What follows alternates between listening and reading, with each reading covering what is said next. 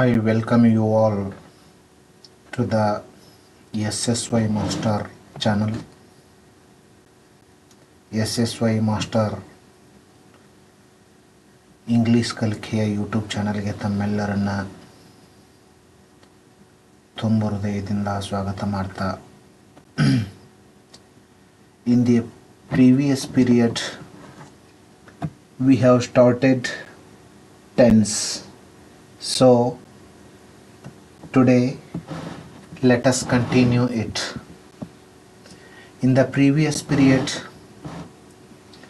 we have started positive form of positional tenses.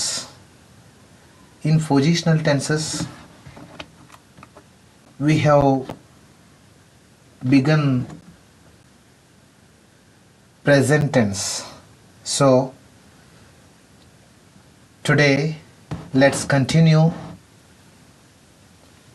and let's finish the present form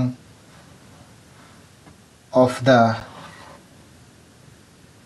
positional tenses.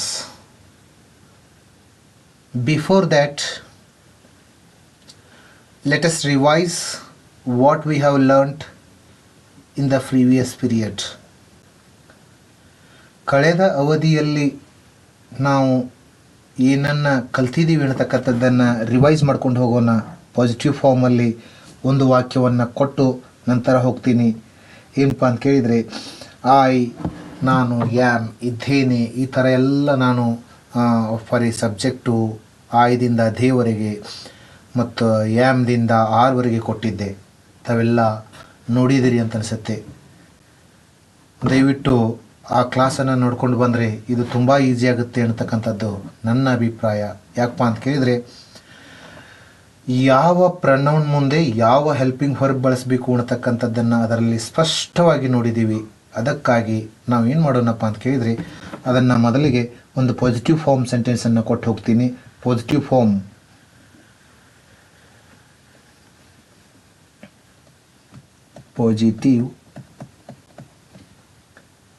Form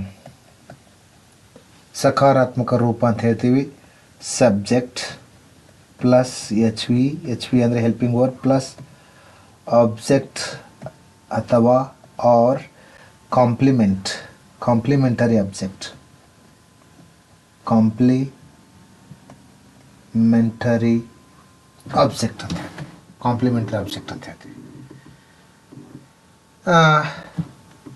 ನೋಡಿದ್ರಿ, ಒಂದು ಕನ್ನಡ ವಾಕ್ಯ ಕೊಡ್ತೀನಿ ನಾನು ಮೊದಲಿಗೆ. ಅವಳು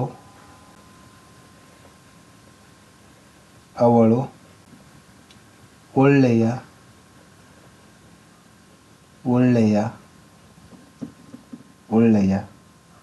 ಶಿಕ್ಷಕಿ.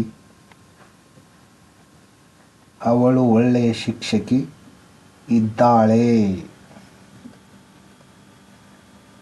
ಸಾಮಾನ್ಯವಾಗಿ ನಂಬರ್ ಹಾಕೋದನ್ನು ಕಲ್ತಿದ್ದೀವಿ. ನಂಬರ್ 1 ಅವಳು, ನಂಬರ್ 2 ಇದ್ದಾಳೆ, ನಂಬರ್ 3 ಒಳ್ಳೆಯ, ನಂಬರ್ 4 ಶಿಕ್ಷಕಿ ಅಂತಕ್ಕಂಥದ್ದು. ಶಿ ಒಂದು ನಂಬರು, ಅವಳು ಅನ್ಲಿಕ್ಕೆ, ಇದ್ದಾಳೆ ಅನ್ಲಿಕ್ಕೆ ಈಸ್, ಒಳ್ಳೆಯ ಗುಡ್, ಶಿಕ್ಷಕಿ ಅನ್ಲಿಕ್ಕೆ ಟೀಚರ್ ಅಂತ ಹೇಳ್ತೀವಿ. Teacher, she is good teacher. ಸಾಮಾನ್ಯವಾಗಿ ನಾವು ಮಾತಾಡ್ತಾ ಇರಬೇಕಾದ್ರೆ C is a good teacher ಅಂತ ಹೇಳ್ತೀವಿ. ಇಲ್ಲಿ ಒಬ್ಬ ಬಳಸಿದರೂ ಸರಿ, ಒಬ್ಬಳು ಅಂತ ಬಳಸಿದರೂ ಸರಿ, ಇಲ್ಲದೆ ಹೋದರೆ ಬಳಸಿದರೂ ಸರಿ, ಬಳಸದೆ ಹೋದರೂ ಸರಿ. ಹಾಗಾಗಿ ಇಲ್ಲಿ ನಡುವೆ ಎ ಅಂತಕ್ಕಂಥದ್ದನ್ನು ಯೂಸ್ ಮಾಡಬೇಕು. ಸಾಮಾನ್ಯವಾಗಿ ಆರ್ಟಿಕಲ್ ಸಿಂಗ್ಯುಲರ್ ಫಾರ್ಮ್ ಯೂಸ್ ಮಾಡುವಾಗ C is a good teacher ಅಂತ ಹೇಳ್ತೀವಿ. ಇನ್ನೊಂದು ವಾಕ್ಯ ನೋಡೋಣ.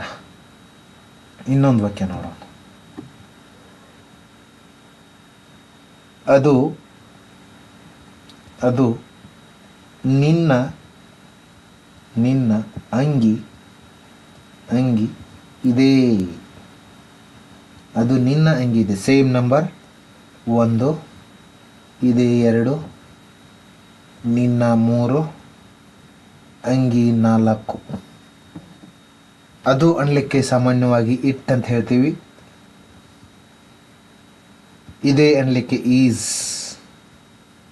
ನಿನ್ನ ಅನ್ಲಿಕ್ಕೆ ಏನಂತೀವಿ ಅಂತಕ್ಕಂಥ ಗೊತ್ತಾಗದೆ ಹೋದರೆ ನೀವು ಸ್ವಲ್ಪ ಪ್ರನೌನ್ ಕ್ಲಾಸನ್ನು ನೋಡ್ಕೊಂಡು ಬನ್ನಿ, ಗೊತ್ತಾಗುತ್ತೆ. ಯುವರ್ ಅಂತ ಹೇಳ್ತೀವಿ. ಯುವರ್. ಅಂಗಿ ಅನ್ಲಿಕ್ಕೆ ಶರ್ಟ್ ಅಂತ ಹೇಳ್ತೀವಿ. Shirt. It is your shirt ಅಂತ ಹೇಳ್ತೀವಿ. ಇಟ್ ಈಸ್ ಯುವರ್ ಶರ್ಟ್ ಅಂತ ಹೇಳ್ತೀವಿ. ಈ ರೀತಿಯಾಗಿ ನಾವು ಪಾಸಿಟಿವ್ ಫಾರ್ಮ್ ಸೆಂಟೆನ್ಸ್ಗಳನ್ನು ಕಲಿತಾ ಬಂದಿದ್ದೀವಿ. ಹಾಗಾಗಿ ಇವತ್ತು ನಾವು ನೆಗೆಟಿವ್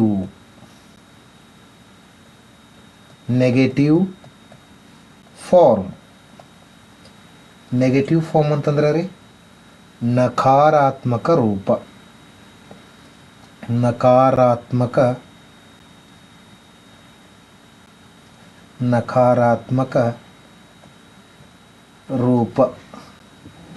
ನಕಾರಾತ್ಮಕ ರೂಪದಲ್ಲಿ ನಿಯಮ ಏನಿದೆ? ರೂಲ್ ಏನಿದೆ ರೀ? ಸಬ್ಜೆಕ್ಟ್ ಅಂದರೆ ಕರ್ತೃಪದ. I, we, you, he, she, it, they ಅಂತಕ್ಕಂಥದ್ದನ್ನು ನಾವು ಪ್ರೀವಿಯಸ್ ಕ್ಲಾಸಲ್ಲಿ ನೋಡಿದ್ದೀವಿ. ಜೊತೆಗೆ ಹೆಲ್ಪಿಂಗ್ ವರ್ಬ್ ಏನಪ್ಪ ಅಂತ ಕೇಳಿದರೆ ಯಾವ ಸಬ್ಜೆಕ್ಟ್ ಮುಂದೆ ಯಾವುದು ಬರುತ್ತೋ ಅದೇ ಹೆಲ್ಪಿಂಗ್ ವರ್ಬ್ ಇರಬೇಕು. ಪ್ಲಸ್ ನಾಟ್ ಪ್ಲಸ್ ಆಬ್ಜೆಕ್ಟ್ ಅಂದರೆ ಕರ್ಮಪದ, ಅಥವಾ ನಾವು ಅದನ್ನು ಕಾಂಪ್ಲಿಮೆಂಟರಿ ಅಂತ ಕರಿತೀವಿ. ಕಾಂಪ್ಲಿಮೆಂಟರಿ ಆಬ್ಜೆಕ್ಟ್ ಅಂತ ಕರಿತೀವಿ.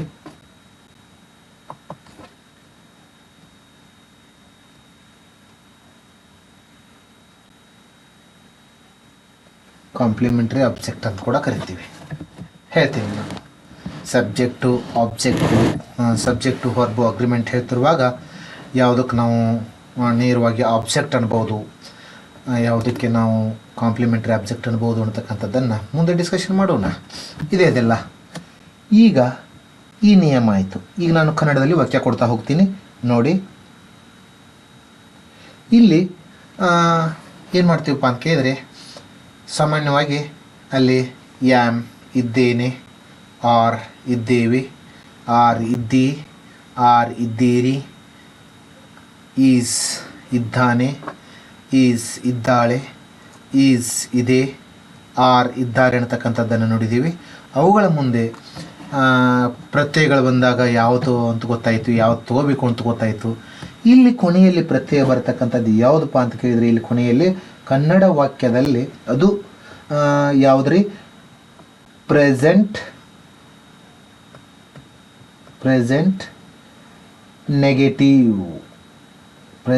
ನೆಗೆಟಿವ್ ಕನ್ನಡ ವಾಕ್ಯದಲ್ಲಿ ಕೊನೆಗೆ ಜಸ್ಟ್ ನಾನು ಹೇಳ್ತಾ ಇರತಕ್ಕಂಥದ್ದು ಕೇವಲ ಪೊಸಿಷನಲ್ ಟೆನ್ಸಲ್ಲಿ ಮಾತ್ರ. ಇಲ್ಲಿ ಯಾವ್ಯಾವ ವಾಕ್ಯ ಪ್ರತ್ಯಯಗಳು ಬರ್ತಾವಪ್ಪ ಅಂತ ಕೇಳಿದರೆ, ಇಲ್ಲ ಅಥವಾ ಅಲ್ಲ, ಇವು ಎರಡರಲ್ಲಿ ಒಂದೇ ಬರಬೇಕು. ಇವೆರಡರಲ್ಲಿ ಯಾವುದಾದ್ರೂ ಒಂದು ಬರಬೇಕು.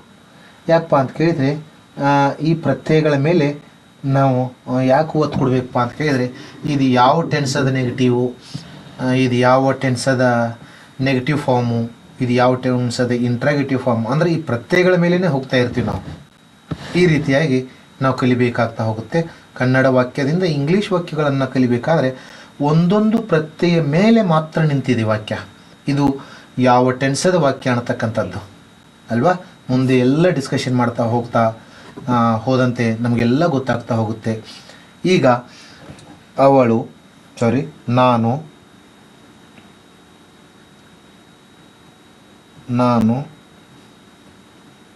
ನಾನು ಒಬ್ಬ ಒಳ್ಳೆಯ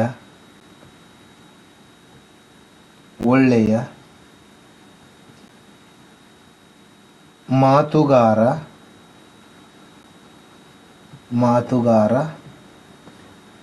ಅಲ್ಲ ಅಂದ್ರೂ ನಡೀತದೆ, ಇಲ್ಲ ಅಂದ್ರೂ ನಡೀತದೆ. ನೀವು ಬಳಸ್ತಕ್ಕಂಥ ಸಂದರ್ಭದ ಮೇಲೆ ಆ ಪದಗಳು ಉಪಯೋಗ ಆಗ್ತಾ ಹೋಗ್ತವೆ.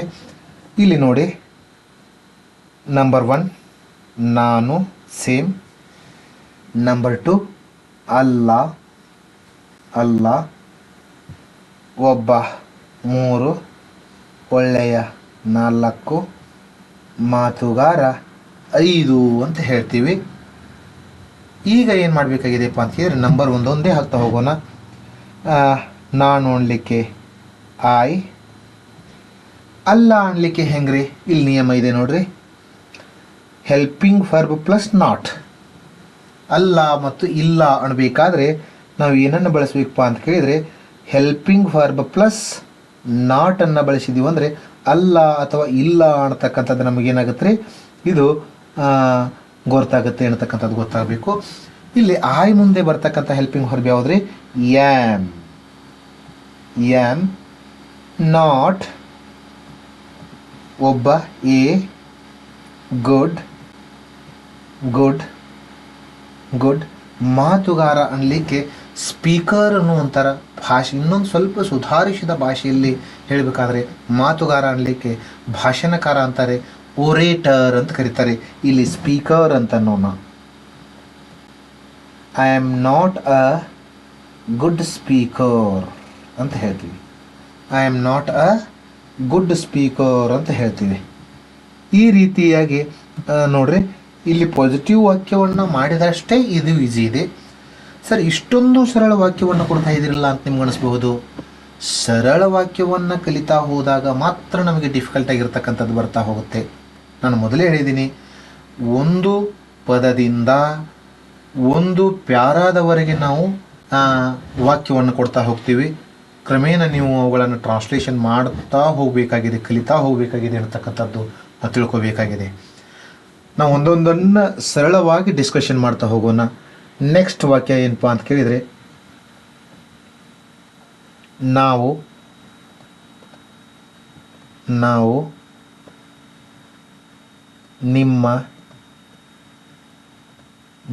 ನಿಮ್ಮ ಸಂಬಂಧಿಕರು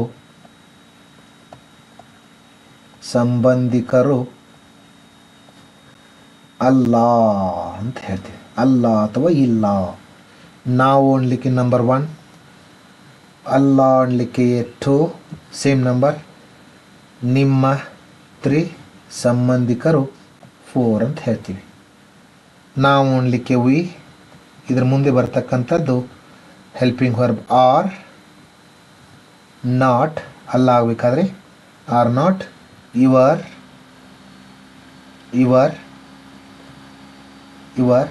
ರಿಲೇಟಿವ್ಸ್ ಅಂತ ಹೇಳ್ತೀವಿ. We are not your relatives ಅಂತ ಹೇಳ್ತೀವಿ. ಮುಂದೆ ಏನಪ್ಪ ಅಂತ ಕೇಳಿದರೆ, ಇಲ್ಲಿ ಇನ್ನೊಂದು ವಾಕ್ಯ, ನೀನು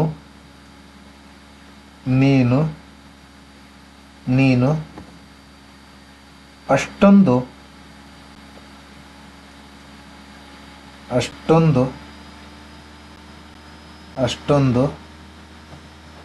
ನೀನು ಅಷ್ಟೊಂದು ಕೆಟ್ಟ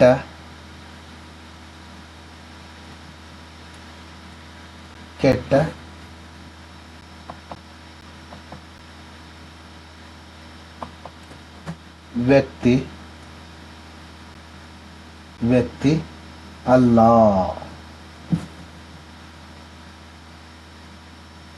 ನಂಬರ್, ಸೇಮ್ ನಂಬರ್ ಹಾಕೋರಿ.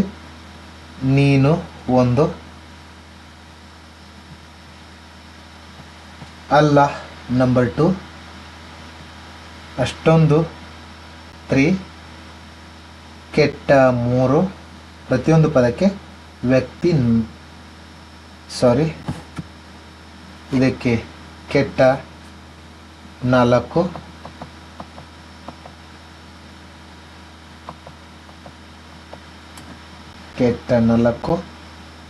ವ್ಯಕ್ತಿ 5. ನೋಡ್ರಿ, ಇಲ್ಲಿ ಪ್ರತಿಯೊಂದಕ್ಕೂ ಅರ್ಥ ಗೊತ್ತಿಲ್ಲದಿದ್ರೆ ನಮ್ಮ ಮೊದಲು ಅದನ್ನು ಅರ್ಥ ಮಾಡ್ಕೋಬೇಕು. ಇಲ್ಲಿ ಅಷ್ಟೊಂದು ಅನ್ಲಿಕ್ಕೆ ದ್ಯಾಟ್ ಮಚ್. ಅಂತ ಹೇಳ್ತೀವಿ. ದ್ಯಾಟ್ ಮಚ್ ಅಷ್ಟೊಂದು ಓದಲಿಕ್ಕೆ ಟ್ರೈ ಮಾಡಿ. 1 ನಿಮಿಷ ವಿಡಿಯೋ ಪಾಸ್ ಮಾಡ್ಕೊಂಡು ಟ್ರೈ ಮಾಡಿ. You are not 3 number that much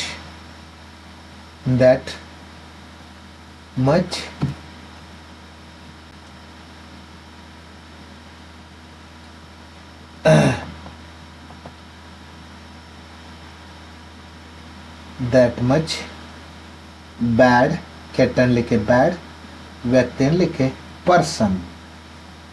you are that much bad person ಅಂತ ಹೇಳ್ತೀವಿ. ನೀನು ಅಷ್ಟೊಂದು ಕೆಟ್ಟ ವ್ಯಕ್ತಿ ಅಲ್ಲ ಅಂತ ಅನ್ಲಿಕ್ಕೆ.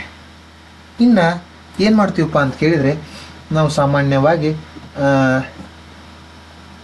ಅವನು, ಅವಳು, ಅದು ಎನ್ನುವುದರ ಬದಲಾಗಿ ಇಲ್ಲಿ ಮೇಲ್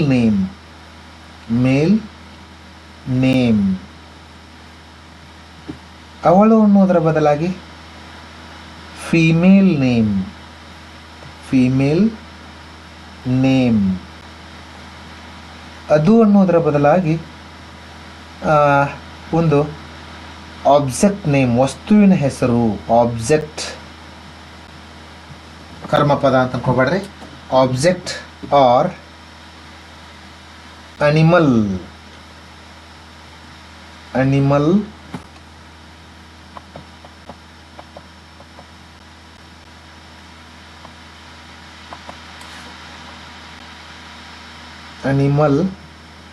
ನೇಮ್, ಪ್ರಾಣಿ ಹೆಸರು.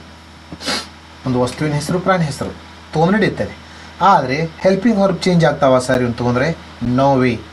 ಈಸ್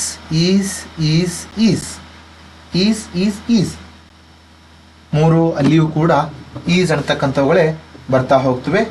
ಈಗ ಇಲ್ಲಿ ನಾವು ಮೊದಲಿಗೆ ಅವಳು, ಅವನು ಅನ್ನತಕ್ಕಂಥದ್ದನ್ನು ತಗೊಂಡು ಮಾಡೋಣ. ತದನಂತರದಲ್ಲಿ ವ್ಯಕ್ತಿ ಹೆಸರು, ಪ್ರಾಣಿ ಹೆಸರು ತಗೊಳ್ತಾ ಹೋಗೋಣ. ನೋಡ್ರಿ, ಅವನು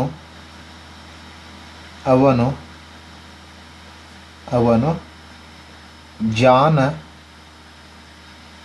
ಹುಡುಗ ಅಲ್ಲ. ಅವನು ಜಾನ ಹುಡುಗನಲ್ಲ ಅಂತ ಹೇಳಿ ಕೂಡಿಸಿ ಹೇಳ್ತೀವಿ. ಅವನು 1, ಅಲ್ಲ 2, ಜಾನ 3, ಹುಡುಗ 4. He is not wise boy ಅಂತ ಹೇಳ್ತೀವಿ. ಇಲ್ಲಿ ಅವನು ಬದಲಿ ನಾವು ಏನು ತಗೋಬೋದಪ್ಪ ಅಂತ ಕೇಳಿದರೆ, ಬಸವ ಅಂತ ತಗೋಬೋದು. ಬಸವ ಜಾನ ಹುಡುಗ ಅಲ್ಲ ಅಂತ ತಗೋಬೋದು. ಇಲ್ಲಿ ಹೀ ಬದಲಾಗಿ ಏನು ಬಳಸ್ಬೋದು ನಾವು? ಬಸವ ಅಂತ ಹೇಳಿ ಬಳಸ್ಬೋದು. ಬಸವ ಈಸ್ ನಾಟ್ ವೈಸ್ ಬಾಯ್ ಅಂತ ಹೇಳಿ ಬಳಸ್ಬೋದು. ಅರ್ಥ ಆಯಿತು ಅಂದ್ಕೊಳ್ತೀನಿ. ಕನ್ಫ್ಯೂಷನ್ ಕ್ಲಿಯರ್ ಆಯಿತು ಅಂತ ಅಂದ್ಕೊಳ್ತೀನಿ. ಸ್ವಲ್ಪ ಇಂಥ ವಾಕ್ಯಗಳು ಗೊತ್ತಿದ್ದವ್ರಿಗೆ ಬೇಜಾರು ಅನ್ನಿಸ್ಬೋದು. ಆದರೆ ಚಿಕ್ಕ ಮಕ್ಕಳಿಗೆ ಒಂದು ಸ್ವಲ್ಪ ತ್ರಾಸಾಗುತ್ತಲ್ವ, ಎಲ್ಲರನ್ನ ದೃಷ್ಟಿಯಲ್ಲಿಟ್ಕೊಂಡು ಈ ಕ್ಲಾಸನ್ನು ಮಾಡ್ತಾ ಇರೋದ್ರಿಂದ, ಬೇಸಿಕ್ ಲೆವೆಲ್ ನೋಡಿಕೊಂಡು ಮಾಡ್ತಾ ಇರೋದ್ರಿಂದ ಸ್ವಲ್ಪ ವಿವರವಾಗಿ ಡಿಸ್ಕಷನ್ ಮಾಡ್ತಾ ಇದ್ದೀವಿ. ಈಗ ಅವಳು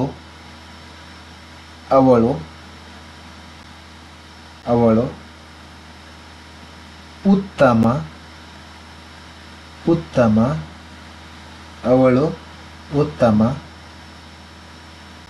ಭಾಷಣಕಾರ್ತಿ.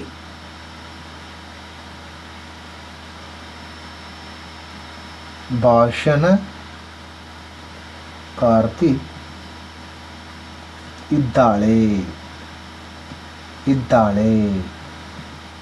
ನೋಡ್ರಿ, ಸೇಮ್ ನಂಬರ್, ಸಾರಿ ಇದ್ದಾಳೆ ಅಂತಲ್ಲ, ಇಲ್ಲ ಅಂತ ಆಗಬೇಕಲ್ವಾ? ಸಮಯ ಇರಲಿ.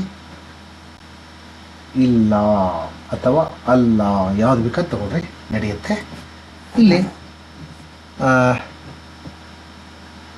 ಶಿ ನಂಬರ್ ಹಾಕ್ಕೊಡ್ರಿ, ನೀವು ಟ್ರೈ ಮಾಡಿರಿ, ಪದೇ ಪದೇ ನಂಬರ್ ಹಾಕಿ ಟೈಮ್ ವೇಸ್ಟ್ ಮಾಡೋದು ಬೇಡ. Is not, she is not. ಉತ್ತಮ ಅನ್ಲಿಕ್ಕೆ ಏನಂತೀವಪ್ಪ ಅಂತಂದ್ರೆ ಬೆಸ್ಟ್ ಅಂತೀವಿ. ಏನಂತೀವಿ? ಬೆಸ್ಟ್ ಅಂತೀವಿ. ಬೆಸ್ಟ್ ಅನ್ಬೇಕಾದ್ರೆ ದ ಬೆಸ್ಟ್ ಅನ್ಬೇಕಾಗತ್ತೆ. The best. ಭಾಷಣಕಾರ್ತಿ ಅನ್ಲಿಕ್ಕೆ ಸ್ಪೀಕರ್ ಅನ್ನೋ ಬದಲು ಓರೇಟರ್, ಓರೇಟರ್. ಅಥವಾ ಇನ್ನೊಂದು ಪದನೂ ಬಳಸಬಹುದು. ಬೆಸ್ಟ್ ಅನ್ನೋ ಬದಲಿ, ದ ಬೆಸ್ಟ್ ಅನ್ನೋ ಬದಲಿ ಆ್ಯನ್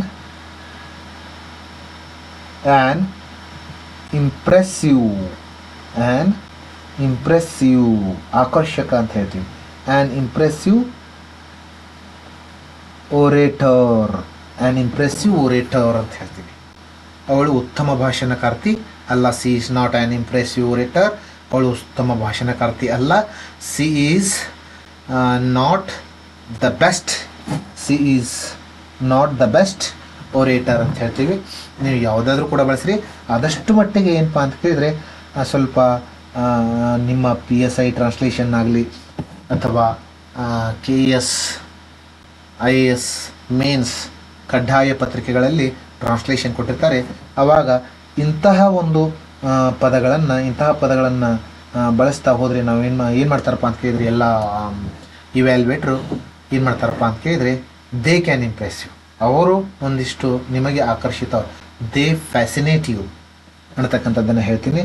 ನೆಕ್ಸ್ಟು ಇಲ್ಲಿ ಅವಳು ಬದಲಿಗೆ ಕವಿತಾ ಅಂತ ತಗೊಳ್ಳೋಣ. ಕವಿತಾ ಉತ್ತಮ ಭಾಷಣಕಾರ್ತಿ ಇಲ್ಲ, ಅಲ್ಲ ಅಂತ ಹೇಳ್ತೀವಿ. ಇಲ್ಲಿ ಶಿ ಬದಲಿಗೆ ಕವಿತಾ ಅಂತ ಹೇಳ್ತೀವಿ, ಕವಿತಾ ಅಂತ ಹೇಳ್ತೀವಿ. ಅದೇ ರೀತಿ ನಾವು ನೇರವಾಗಿ ಇಲ್ಲಿ ಇಟ್ಟು ತೆಗೆದುಕೊಳ್ಳೋ ಬದಲು, ಅದು ಅಂತ ತೆಗೆದುಕೊಳ್ಳೋ ಬದಲು ಒಂದು ಪ್ರಾಣಿ ಹೆಸರು ತೆಗೆದುಕೊಳ್ಳೋಣ. ಹುಲಿ, ಹುಲಿ,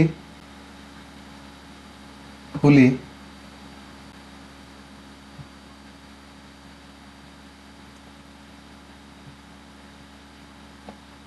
ಬಹಳ, ಹುಲಿ ಬಹಳ, ಬಹಳ, ಹುಲಿ ಬಹಳ ಸಾಧು ಪ್ರಾಣಿ, ಸಾಧು ಪ್ರಾಣಿ ಅಲ್ಲ. ಇಲ್ಲಿ ನಮಗೆ ತಿಳ್ಕೊಬೇಕಾದ ಸೇಮ್ ನಂಬರ್ ಹಾಕ್ಕೊಳ್ರಿ. ಸಾಧು ಅನ್ಲಿಕ್ಕೆ ಏನಂತೀವಿ? ಮೈಲ್ಡ್ ಅಂತ ಕರಿತೀವಿ, ಮೈಲ್ಡ್ ಅಂತ ಕರಿತೀವಿ. ನೋಡ್ರಿ, ಹುಲಿ tiger, tiger, tiger is not, tiger is not. ಇಲ್ಲಿ ಬಹಳ ಅನ್ಲಿಕ್ಕೆ ವೇರಿ ಅಂತ ಅನ್ನಬಹುದು ಅಥವಾ ಸೋ ಅಂತ ಅನ್ನಬಹುದು. ಇಲ್ಲಿ ನಾವು ಸಾಮಾನ್ಯವಾಗಿ ಸೋ ಅಂತ ತೆಗೆದುಕೊಳ್ಳೋಣ. ಸೋ ಮೈಲ್ಡ್, ಸೋ ಮೈಲ್ಡ್ ಅಂತ ಹೇಳ್ತೀವಿ. ಟೈಗರ್ ಈಸ್ ಸೋ ಮೈಲ್ಡ್ ಅಂತ ಹೇಳ್ತೀವಿ. ಇಲ್ಲಿ ಸಾಧು ಮುಂದೆ ಪ್ರಾಣಿ ಅಂತ ಸೇರಿಸಿದರೆ ಹೇಗೆ ಸರ್ ಅಂತ ಕೇಳಬಹುದು. ನಾನು ನಿಮ್ಗೆ ಗೊತ್ತಾಗಲಿ ಅಂಥೇಳಿ ಸಾಧು ಅಲ್ಲ ಅಂತ ಹೇಳ್ತೀವಿ. ಆದರೆ ಇಲ್ಲಿ ಸಾಧು ಪ್ರಾಣಿ ಈ ಎರಡೂ ಸೇರಿಸಿ ನಾವು ಮೈಲ್ಡ್ ಅಂತ ಅನ್ನಬಹುದು. ಒಂದೇ ನೆನಪಿಟ್ಟುಕೊಳ್ರಿ, ಇಲ್ಲಿ ಸಾಧು ಫಸ್ಟ್ ಪ್ರಾಣಿ ಹೇಳಿಲ್ಲ, ಹುಲಿ ಬಹಳ ಸಾಧು ಪ್ರಾಣಿ ಅಲ್ಲ ಅಂತ ಹೇಳ್ತೀವಿ. ಇಲ್ಲಿ ಸಾಧು ಪ್ರಾಣಿ ಅಂತ ಅನ್ಲಿಕ್ಕೆ ಏನು ಹೇಳ್ತೀವಪ್ಪ ಅಂತ ಕೇಳಿದ್ರೆ, ಎರಡಕ್ಕೂ ಸೇರಿಸಿ ನಾವೇನು ಮಾಡ್ತೀವಪ್ಪ ಅಂತ ಕೇಳಿದರೆ, ಎರಡಕ್ಕೂ ಸೇರಿಸಿ ಏನು ಹೇಳ್ತೀವಪ್ಪ ಅಂತ ಕೇಳಿದರೆ ಮೈಲ್ಡ್. ಸರ್ ಮೈಲ್ಡ್ ಅನಿಮಲ್ ಅನ್ನಬಹುದಲ್ವಾ ಅಂತ ಕೇಳಬಹುದು. ಅನ್ನಬಹುದು, ತಪ್ಪೇನಲ್ಲ. ಆದರೆ ಏನಪ್ಪ ಅಂತ ಕೇಳಿದರೆ ಈ ರೀತಿಯಾಗಿ ನಾವು ಒಂದೊಂದೇ ಪದವನ್ನು ಬಳಸ್ತಾ ರೂಢಿಯಲ್ಲಿ ಮಾಡ್ತಾ ಹೋಗಬೇಕು. ಈಗ ನಾವು ನೆಗೆಟಿವನ್ನು ಕಲ್ತೀವಿ. ಇನ್ನು ಈ ರೀತಿ ನೆಗೆಟಿವ್ ಅರ್ಥ ಆಯಿತು ಅಂತ ಅನ್ಕೋತೀನಿ. ಈಗ ನಾವು ನೆಗೆಟಿವನ್ನು ಕಲ್ತೀವಿ ಅಂತ ಅರ್ಥ ಆಯಿತು ಅಂತ ಅನ್ಕೋತೀನಿ. ಈಗ ಇಂಟ್ರಾಗೇಟಿವ್ ಫಾರ್ಮ್, ಇಂಟ್ರಾಗೇಟಿವ್ ಫಾರ್ಮ್, ಪ್ರಶ್ನಾರ್ಥಕ ರೂಪ, ಪ್ರಶ್ನಾರ್ಥಕ ರೂಪ. ಏನು ಹೀಗಂದರೆ ಪ್ರಶ್ನೆಯನ್ನು ಕೇಳೋದು. ಅಲ್ಲಿ ಇದ್ದೇನೆ, ಇದ್ದೇವೆ, ಇದ್ದಿ, ಇದ್ದೀರಿ, ಇದ್ದಾನೆ, ಇದ್ದಾಳೆ, ಇದೆ, ಜೊತೆಗೆ ಇದ್ದಾರೆ ಅಂತಕ್ಕಂಥದ್ದನ್ನು ನೋಡಿದಿರಿ ಪಾಸಿಟಿವ್ ಫಾರ್ಮಲ್ಲಿ. ಇಲ್ಲಿ ಇದ್ದೇನೆಯೇ, ಇದ್ದಾನೆಯೇ, ಇದ್ದಾರೆಯೇ ಅಂತಕ್ಕಂಥದ್ದು ಬರುತ್ತೆ. ಇದನ್ನೇ ನಾವು ಏನಂತೀವಪ್ಪ ಅಂದ್ರೆ ಇಂಟ್ರಾಗೇಟಿವ್ ಫಾರ್ಮ್ ಅಂತೀವಿ. ಈ ಇಂಟ್ರಾಗೇಟಿವ್ ಫಾರ್ಮ್ ವಾಕ್ಯ ಮಾಡಲಿಕ್ಕೆ ಬಂದರೆ ನಮಗೆ ಮುಂದಿನ ಒಂದು ವ್ಯಾಕರಣ ಟಾಪಿಕಲ್ಲಿ ಅಗದಿ ಸರಳವಾಗಿ ಬರ್ತಕ್ಕಂಥದ್ದು ಯಾವಪ್ಪ ಅಂತ ಕೇಳಿದರೆ ಫ್ರೇಮ್ ದಿ ಕ್ವೆಶ್ಚನ್ ಅನ್ನತಕ್ಕಂಥ ಟಾಪಿಕ್ ಬರುತ್ತೆ. ಆ ಫ್ರೇಮ್ ದಿ ಕ್ವೆಶ್ಚನನ್ನು ನಾವು ಅತ್ಯಂತ ಸಲೀಸವಾಗಿ ಬಿಡಿಸಬಹುದು ಈ ಇಂಟ್ರಾಗೇಟಿವ್ ಫಾರ್ಮ್ ನಮಗೆ ಗೊತ್ತಿದ್ರೆ. ಇಲ್ಲಿ ರೂಲ್, ನಿಯಮ ಏನಿದೆ ಅಂತಕ್ಕಂಥದ್ದನ್ನು ನೋಡೋಣ. ಇಲ್ಲಿ ಸಬ್ಜೆಕ್ಟ್ ಬರೋದಿಲ್ಲ. ಫಸ್ಟಿಗೆ HV ಮೊದಲಿಗೆ ಹೆಲ್ಪಿಂಗ್ ವರ್ಬ್ ಬರುತ್ತೆ, ಪ್ಲಸ್ ಸಬ್ಜೆಕ್ಟ್, ಆ ನಂತರ ಸಬ್ಜೆಕ್ಟ್ ಬರುತ್ತೆ. ಪಾಸಿಟಿವ್ ಹಾಗೂ ನೆಗೆಟಿವಲ್ಲಿ ಮೊದಲಿಗೆ ಸಬ್ಜೆಕ್ಟ್ ಬರ್ತಾ ಇತ್ತು, ಆ ನಂತರ ಹೆಲ್ಪಿಂಗ್ ವರ್ಬ್ ಬರ್ತಾ ಇತ್ತಲ್ವಾ. ಆದರೆ ಇಂಗ್ಲೀಷಿನಲ್ಲಿ ಈ ಇಂಟ್ರಾಗೇಟಿವ್ ಫಾರ್ಮ್ ಸೆಂಟೆನ್ಸಲ್ಲಿ ಹೆಲ್ಪಿಂಗ್ ವರ್ಬ್ ಫಸ್ಟ್ ಬರುತ್ತೆ. Helping verb plus subject plus object, complement ಅಂತ ತಿಳ್ಕೊಳ್ರಿ, ಪ್ಲಸ್ ಕ್ವೆಶ್ಚನ್ ಮಾರ್ಕ್ ಬಡ್ಕೋಬೇಕು. ಮಾತನಾಡ್ತಾ ಇರ್ತಕ್ಕಂಥ ಸಂದರ್ಭದಲ್ಲಿ ನಮ್ಮ ಧ್ವನಿಯ ಧಾಟಿ ಚೇಂಜ್ ಆಗ್ತಾ ಹೋಗ್ಬೇಕು. ನೀನು ಒಳ್ಳೆಯ ಹುಡುಗನಾ, ನೀನು ಒಳ್ಳೆಯ ಹುಡುಗ ಇದ್ದೀಯಾ, ಅವನು ಒಳ್ಳೆಯ ವ್ಯಕ್ತಿಯೇ ಅಂದರೆ ಧಾಟಿ ಚೇಂಜ್. ಅವನು ಒಳ್ಳೆಯ ವ್ಯಕ್ತಿ ಇದ್ದಾನೆ, ಹಿಂಗೆ ನೇರವಾಗಿ ಹೋಗೋದಕ್ಕಿಂತ ಒಳ್ಳೆಯ ವ್ಯಕ್ತಿ ಇದ್ದಾನೆ ಅನ್ನತಕ್ಕಂಥ ಧಾಟಿ ಚೇಂಜ್ ಆಗ್ತಾ ಹೋಗುತ್ತೆ. ಬರವಣಿಗೆಯಲ್ಲಿ ಕ್ವಶನ್ ಮಾರ್ಕ್ ಬರ್ತಾ ಇರುತ್ತೆ.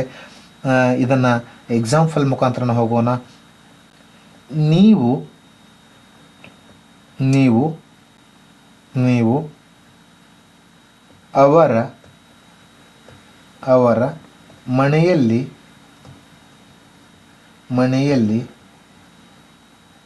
ಇದ್ದೀರಾ,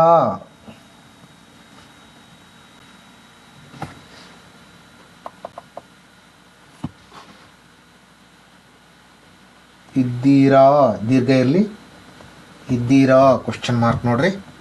ಈಗ ಇದ್ದೀರಾ ಅನ್ನತಕ್ಕಂಥದ್ದು ನಂಬರ್ 1. ಇಲ್ಲಿ ನೋಡ್ರಿ ನಂಬರು ಇದ್ದೀರಾ, ಇದ್ದೀರಿ ಅನ್ಲಿಕ್ಕೆ ಏನು ಬರ್ತದಲ್ಲ ಅದು number 1.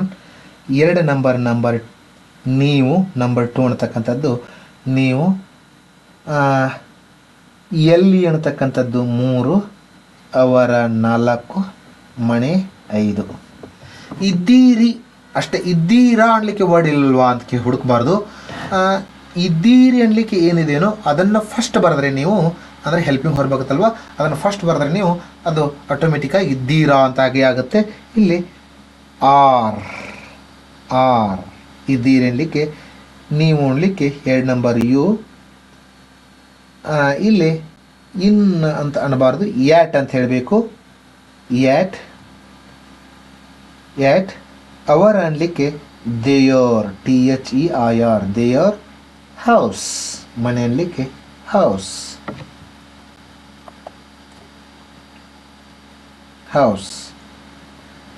R you at their house? ನೋಡ್ರಿ ಎಷ್ಟು ಈಜಿ ಅಲ್ವಾ. ನಂಬರ್ ಹಾಕ್ತಾ ಹೋಗ್ಬೇಕು ನಾವು. ಯಾವುದೇ ರೀತಿಯಾಗಲಿ ಮೊದಲಿಗೆ ವಾಕ್ಯದ ಮೇಲೆ ಯಾವ್ದು ಪ್ರಥಮದಲ್ಲಿ ಬರುತ್ತೆ, ಯಾವ್ದು ಸೆಕೆಂಡ್ದಲ್ಲಿ ಬರುತ್ತೆ, ಯಾವ್ದು ಥರ್ಡ್ದಲ್ಲಿ ಬರುತ್ತೆ ಅನ್ನತಕ್ಕಂಥದ್ದನ್ನು ನಾವು ನಂಬರ್ ಹಾಕ್ತಾ ಹೋದರೆ ಮೊದಲಿಗೆ ಕಲಿಯುವಾಗ ಇನಿಷಿಯೇಟಿವ್ ಸ್ಟೇಜ್ದಲ್ಲಿ ಕಲಿಯುವಾಗ ನಮಗೆ ಬಹಳ ಹೆಲ್ಪ್ ಆಗುತ್ತೆ ಅಂತಕ್ಕಂಥದ್ದನ್ನು ನೆನಪಿಟ್ಕೋಬೇಕು. ಸರ್ ಇದೇನು ಚಿಕ್ಕ ಮಕ್ಕಳಿಗೆ ಹಾಗೆ ಹೇಳ್ತಾ ಇದ್ದೀರಲ್ಲ ಅಂತ ಹೇಳ್ಬೋದು. ಅಂದರೆ ಬೇಸಿಕ್ ಲೆವೆಲ್ ಹೋಗೋದ್ರಿಂದ ಅತ್ಯಂತ ಸರಳವಾಗಿ ಹೋಗುತ್ತೆ. ಇನ್ನು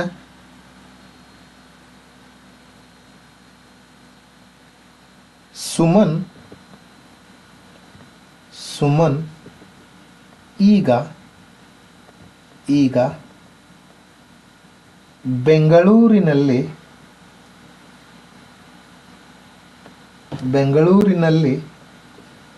ಇದ್ದಾಳೆಯೇ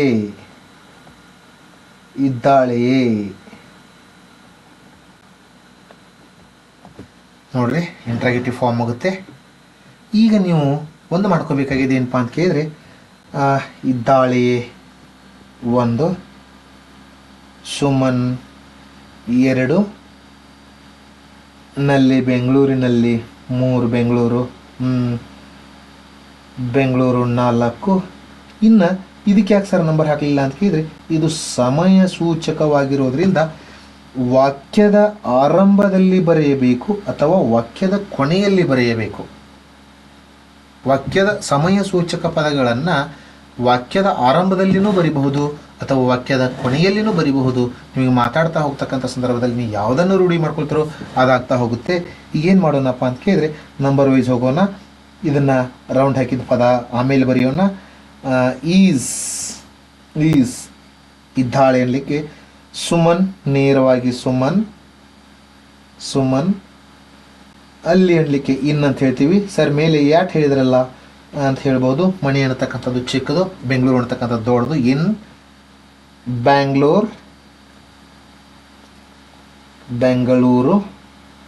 ಬೆಂಗಳೂರು ನಾವು. ಈಗ ಅನ್ಲಿಕ್ಕೆ ನಾವು ಅಂತೀವಿ. ಈ ಸುಮನ್ ಇನ್ ಬ್ಯಾಂಗ್ಳೂರ್ ನಾವು. ಸುಮನ್ ಈಗ ಬೆಂಗಳೂರಿನಲ್ಲಿ ಇದ್ದಾಳೆ ಅಂತಕ್ಕಂಥದ್ದು ಬರುತ್ತಲ್ವಾ. ಇದೇ ರೀತಿ ಮುಂದಿನ ವಾಕ್ಯವನ್ನು ನೋಡಿದಾಗ ಹೋಗೋಣ. ಅವರು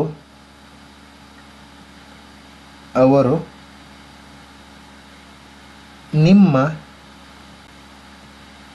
ಮನೆಯ ಹತ್ತಿರ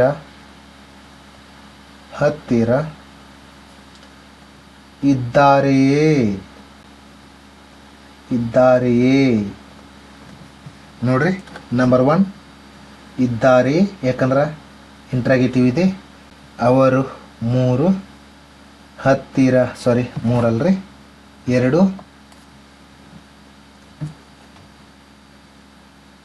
ಹತ್ತಿರ 3, ನಿಮ್ಮ 4, ಮನೆ 5 ಅನ್ನತಕ್ಕಂಥದ್ದು ಬರುತ್ತೆ. ಇದೇ ರೀತಿ ಅವರು ಇದ್ದಾರೆ ಅನ್ನಲಿಕ್ಕೆ ಆರ್, ಅವರು ದೇ, ಹತ್ತಿರ ಅನ್ನಲಿಕ್ಕೆ ಹತ್ತಿರ, ಸಮೀಪ ಅನ್ನಲಿಕ್ಕೆ ನಿಯರ್, ನಿಮ್ಮ ಯುವರ್, ಮನೆ ಹೌಸ್ ಅಂತ ಹೇಳ್ಬಹುದು. Question mark. Are they near your house? ನೋಡಿ, ಅವರು ನಿಮ್ಮ ಮನೆಯ ಹತ್ತಿರ ಇದ್ದಾರೆಯೇ? Are they near your house? ಇನ್ನೊಂದು,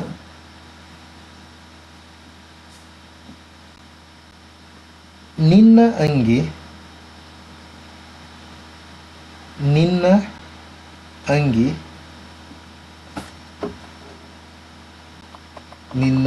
ಅನ್ನೋ ಬದಲು ನನ್ನ ಅಂಗಿ ತಗೊಳ್ಳೋಣ.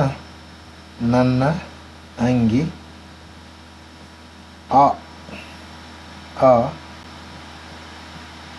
ಗೂಟ ಅಂತ ಹೇಳ್ತೀವಿ ನಾವು. ಗೋಡಿಯಲ್ಲಿ ಸಿಕ್ಸಿರ್ತಾರಲ್ಲ, ಬೆನೆ ಅಂತ ಹೇಳ್ತೀವಿ. ಏನು ಹೇಳ್ತೀರಿ ನೋಡ್ರಿ, ಗೂಟದ ಮೇಲೆ ಇದೆಯೇ ಅಂತ ಹೇಳ್ತೀವಿ. ನಂಬರ್ ಹಾಕ್ಕೊಳ್ರಿ.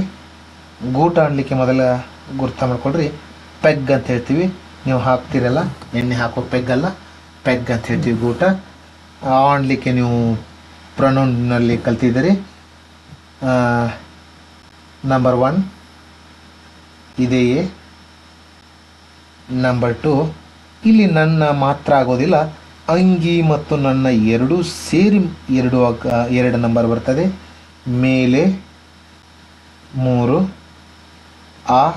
4, ಗೂಟ 5 ಅಂತಕ್ಕಂಥದ್ದು ಬರುತ್ತೆ. ಈಸ್, ಯಾಕಂದರೆ ಇದೆ ಅನ್ನಲಿಕ್ಕೆ ಈಸ್ ಮೈ ಶರ್ಟ್,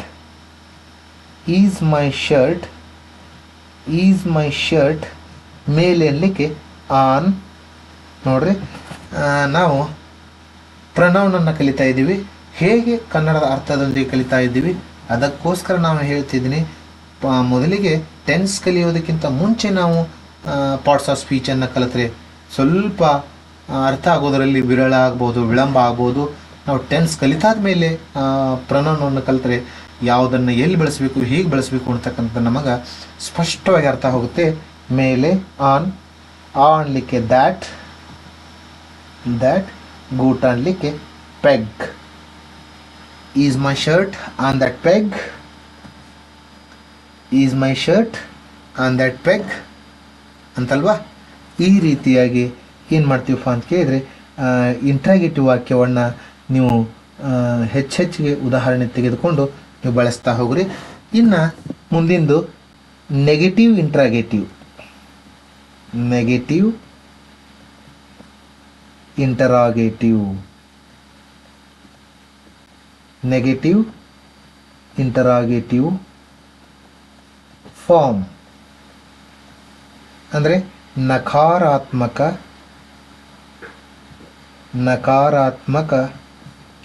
ಪ್ರಶ್ನಾರ್ಥಕ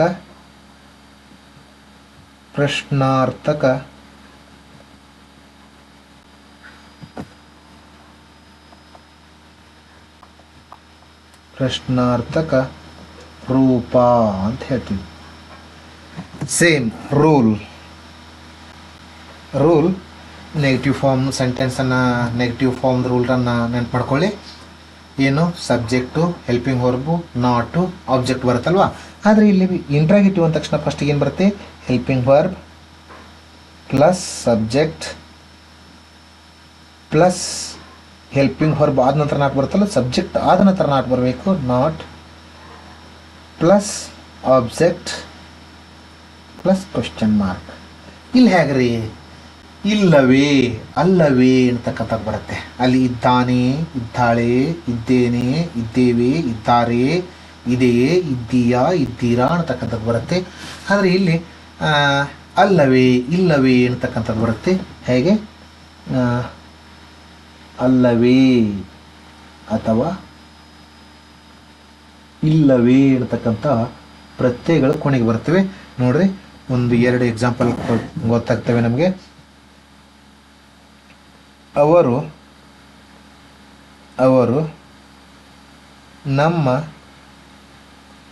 ನಮ್ಮ ಶಿಕ್ಷಕರು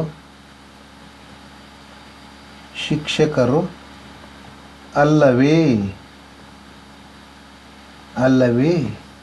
ಸೇಮ್ ನಂಬರ್ 1 ಅಲ್ಲವೇ. ಆದರೆ ಅಲ್ಲ, ಆರ್ ನಾಟ್ ಅಂತ ಬರುತ್ತಲ್ಲ, ಆರ್ ಮಾತ್ರ ಮೊದಲಿಗೆ ಹಚ್ಕೋಬೇಕು. ಅವರು 2, ನಮ್ಮ 3, ಶಿಕ್ಷಕರು 4, ಆರ್ ಅವರು, ದೇ, ನಾಟ್ ರೂಲ್ ಪ್ರಕಾರ ನೋಡ್ರಿ, not our teachers. Are they not our teachers?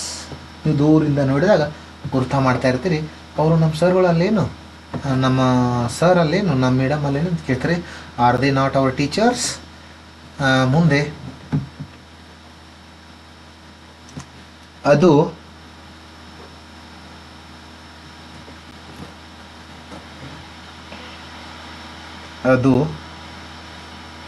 ನಿನ್ನ ಮನೆ ಅಲ್ಲವೇ.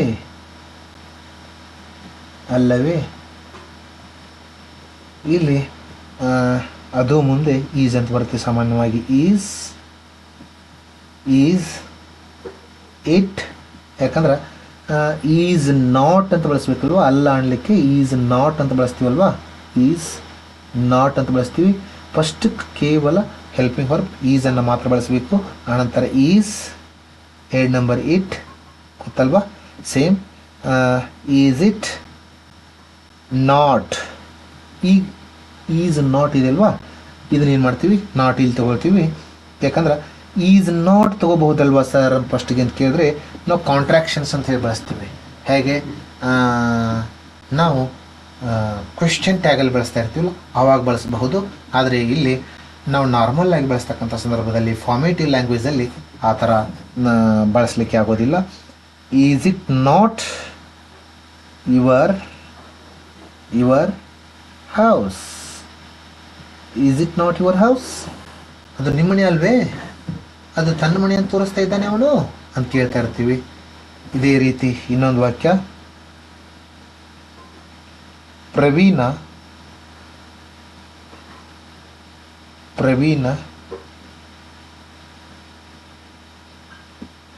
ಇಂಜಿನಿಯರಿಂಗ್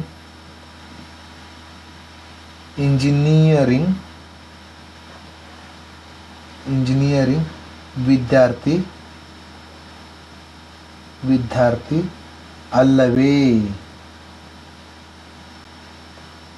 ಸೇಮ್ ಅಲ್ಲವೇ ಇಲ್ಲಿ ಇದೆ ಪ್ರವೀಣ್ ಅಂತ ಈ ಬದಲಿ is Praveen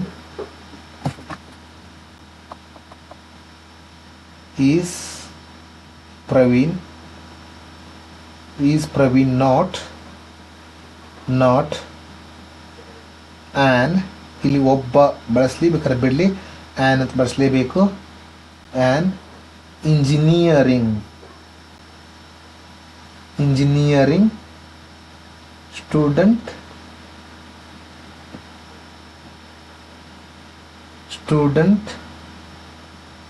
is Praveen not an engineering student ಬಳಸ್ತಾ ಹೋಗ್ತೀವಿ.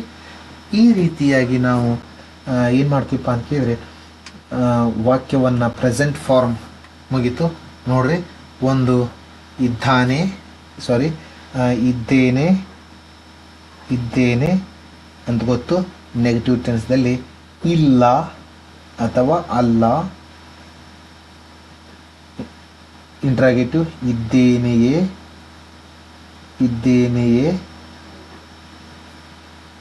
ಅಥವಾ ನೆಗೆಟಿವ್ ಇಂಟ್ರಾಗೇಟಿವ್ ಅಲ್ಲಿ ಇಲ್ಲವೇ ಅಥವಾ ಅಲ್ಲವೇ ಅಂಥೇಳಿ ಈ ರೀತಿ ಕೊನೆಯ ಪ್ರತ್ಯಯಗಳ ಮುಖಾಂತರ ಇದು ಯಾವ ಟೆನ್ಸದ ಒಂದು ವಾಕ್ಯ ಇದೆ ಅಂತಕ್ಕಂಥದ್ದನ್ನು ನಾವು ಹೋಗ್ತಾ ಹೋಗಬೇಕು. ಇವತ್ತು ಈಗ ನಾವು ಕಲಿತಾ ಇರತಕ್ಕಂಥದ್ದು ಕೇವಲ ಏನಪ್ಪ ಅಂತ ಕೇಳಿದ್ರೆ ಪೊಸಿಷನಲ್ ಟೆನ್ಸ್, ಸ್ಥಿತ್ಯತ್ವ ಕಾಲಗಳನ್ನು ಮಾತ್ರ ಕಲಿತಾ ಇದ್ದೀವಿ. ಇಲ್ಲಿಗೆ ನಿಮಗೆಲ್ರಿಗೂ ಪ್ರೆಸೆಂಟ್ ಪೊಸಿಷನಲ್ ಟೆನ್ಸ್ ಅರ್ಥ ಆಯಿತು ಅಂತ ಅಂದ್ಕೊಳ್ತೀನಿ. ಮತ್ತೊಂದು ಸಾರಿ ವಿಡಿಯೋ ನೋಡೋದ್ರ ಮುಖಾಂತರ ವಾಕ್ಯವನ್ನು ರಚನೆ ಮಾಡಲಿಕ್ಕೆ ಪ್ರಾಕ್ಟೀಸ್ ಮಾಡಿರಿ ಅಂತ ಹೇಳ್ತಾ ಮುಂದಿನ ಅವಧಿಯಲ್ಲಿ ನಾವು ಏನು ಮಾಡೋಣಪ್ಪ ಅಂತ ಕೇಳಿದರೆ ಪಾಸ್ಟ್ ಟೆನ್ಸಲ್ಲಿ ಹೇಗೆ ಅಂತಕ್ಕಂಥದ್ದು ನೋಡೋಣ. ಇದೇ ಸೇಮ್, ಅಲ್ಲಿ ಹೆಲ್ಪಿಂಗ್ ವರ್ಬ್ಗಳ ಮಾತ್ರ ಚೇಂಜ್ ಆಗ್ತೀವಿ, ನೋಡ್ತಾ ಹೋಗೋಣ. ಇಲ್ಲಿವರೆಗೆ ಗಮನವಿಟ್ಟು ಎಲ್ಲರೂ ಕ್ಲಾಸನ್ನು ನೋಡಿದ್ದಕ್ಕಾಗಿ ಎಲ್ರಿಗೂ ತುಂಬು ಹೃದಯದ ಧನ್ಯವಾದಗಳು ಅಂತ ಹೇಳ್ತಾ ಎಲ್ರಿಗೂ ನಮಸ್ಕಾರ. God bless you all.